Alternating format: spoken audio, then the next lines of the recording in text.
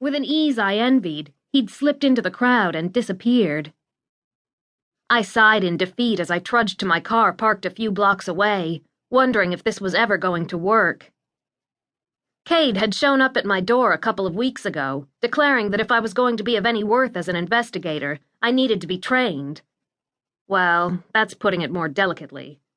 His exact words had been, "You need to be trained before you really fuck something up, end up dead, or both." How could I say no? In truth, I'd been excited and nervous about my new job as investigator for the law firm of Kirk and Trent. I'd worked there as a runner, delivering documents, until Kade had given me an abrupt promotion right before Christmas.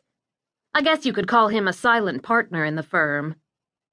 So far, the training had included time at the firing range with my new gun, courtesy of Kade, daily early morning runs, also courtesy of Kade, self-defense classes with a Marine, and these impromptu lessons that had no name.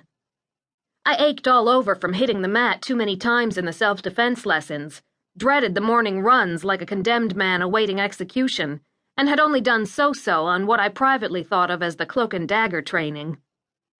The only place I'd held my own was the firing range. Not for the first time, I wondered if this was a job I could actually do.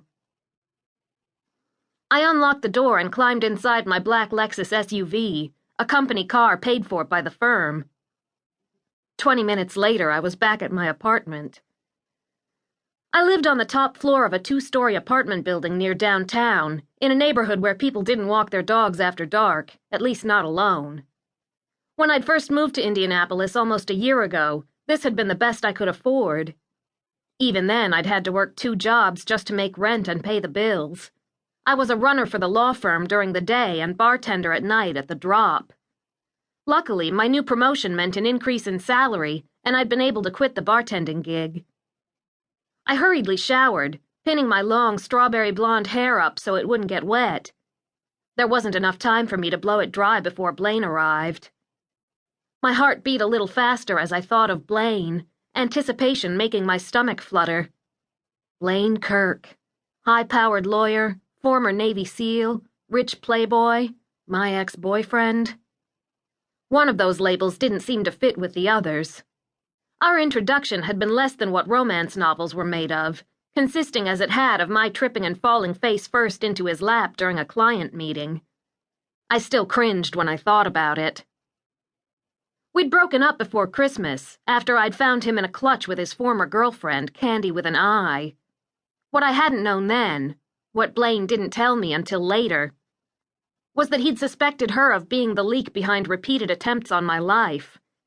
He'd thought that by breaking up with me and dating her, he'd be able to keep me safe. That hadn't worked out so well. Since then, Blane had been courting me, for lack of a better word, in an attempt to win me back. I'd been leery of jumping back into a relationship, even though I knew I was in love with him. His list of ex-girlfriends was as long as my arm, both my arms, actually, and I had no interest in having my heart broken a second time. Yet those reservations hadn't stopped me from going out with him, spending time with him, kissing him.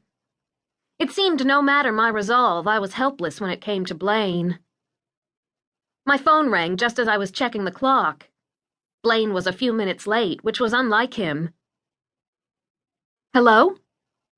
"Kat, it's me," Blane said. Kat, that's me. At least that's what Blane calls me. My full name is Kathleen Turner, and yes, I was named that on purpose.